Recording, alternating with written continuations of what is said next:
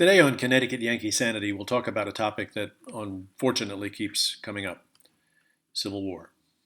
It's a bad idea, but it shouldn't surprise us that it's on the minds of many who are fed up with the opposing political parties savaging of each other news cycle after news cycle. Donald Trump's brash, some would say abrasive style is ostensibly to blame for the decline in political civility, but I defy anyone who watched the calculated character assassination of Brett Kavanaugh to argue that the Democrats haven't aced the Trumpster for unprincipled viciousness. For 3 years, we've watched our elected representatives on the left, with their allies in the media, attack the president and his appointees, harass him and his family, and do all they can to prevent him from fulfilling his oath to the American people. Maybe we should be surprised that the Trumpster isn't more outspoken. Boy, there's one for the imagination. Let's take as a working premise that the left is being driven by two forces. The first is Marxism, which requires no explanation. The second is tribalism.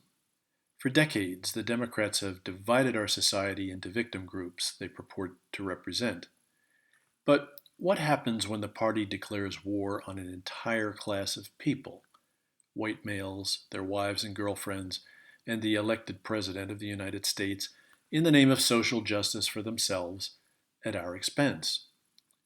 By definition, victims require victimizers, and we're it, starting with the Founding Fathers and ending with the epitome of the breed, Donald Trump.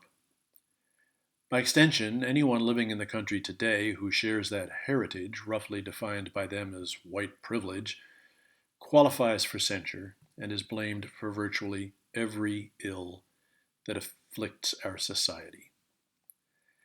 The left is tireless in going about this. It wears you down with nonstop nonsense ranging from a guaranteed base income for everyone, even those who simply prefer not to work, to allowing teenage boys to decide they're girls and have legal access to women's bathrooms. Free education, health care, and housing for all who want them are simply understood, and so on and so forth. Their platform might be described as one of invincible stupidity persistently applied. If you're not in accord with this, you're a hater. Some of us resent that. A lot of us, in fact. But we write it off as dementia on the left and go on with our lives, or try to. It's not in our nature to take seriously ideas worthy of a psych ward. Eventually, though, it becomes too annoying and finally infuriating. At that point, the right becomes a powder keg upon which leftist stooges are playing with gasoline and matches. Frustration and anger may drive an otherwise rational, law-abiding sector of our society to want to get it over with and punish its tormentors. You can hardly blame them for the sentiment. Civil war seems like the quickest way. It's a soothing fantasy and ought to go no further. To begin with, the clash, if it came, would be more like our Revolutionary War than the Civil War of 1861 to 1865. It wouldn't and couldn't be demarcated by geography. Liberals live cheek by jowl with conservatives in every state, city, and town, as did patriots and loyalists during the Revolution. Historians estimate that approximately 15 to 20% of the colonial population were openly loyal to the crown. Estimates taking into account those who were loyal but kept quiet about it run as high as 45%. In British strongholds, the crown protected the loyalists, but elsewhere they were at the mercy of the patriots. They suffered personal attacks, including tarring and feathering, to help them understand their mistake and get with the program. Other remedial measures included burning down homes and farms and confiscating property.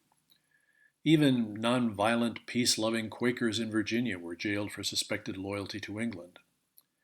After the Revolution, feeling unwelcome here, Loyalists left the country by the tens of thousands for Canada, Florida, and various Caribbean islands. A rerun of such an experience is unlikely and not in anyone's interest, but it's not unreasonable to foresee widespread civil unrest when, as is virtually certain, Donald Trump wins a second term. The left, unable to sabotage his candidacy in 2016, has devoted all of its energy to destroying him and his presidency in the interim, if necessary by lawless means, as is coming to light. They failed. He's too tough for them. Now, hatred has made them impotent with rage, and therefore dangerous. Custom, tradition, meaning, logic, all of that has been cast aside. Leftist journalists, such as Christine Amanpour, say things like, objectivity does not mean neutrality. Truth does not mean neutrality. Now, there's a bit of gobbledygook for you. If journalistic objectivity doesn't mean sticking impartially to the facts and reporting them as they are, what the hell does it mean? Well, if the goal is to get Trump, objectivity is whatever blackens his name and disparages his presidency. That's what. Nancy Pelosi, meanwhile, shoots poisoned darts at the president from her impeachment hobby horse whenever she gets up on the wrong side of the bed in the morning, which is apparently every day. It's no wonder the president has had a bellyful. The first requisite of civilization, Sigmund Freud wrote in Civilization and Its Discontents, is that of justice. That is, the assurance that a law once made will not be broken in favor of an individual.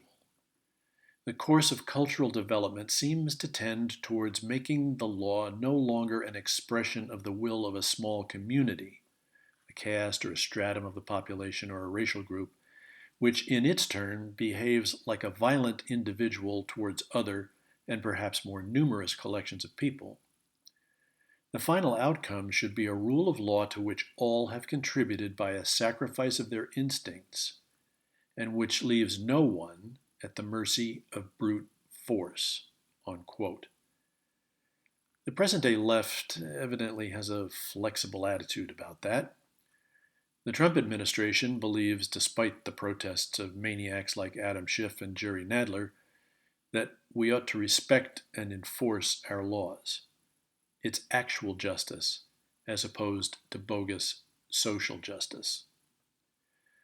If we're to have a civil war, or something akin to it, because the left refuses to accept the will of the American people expressed in a legal election, or because it disagrees with implementing policies not dictated by itself, the left will be the loser.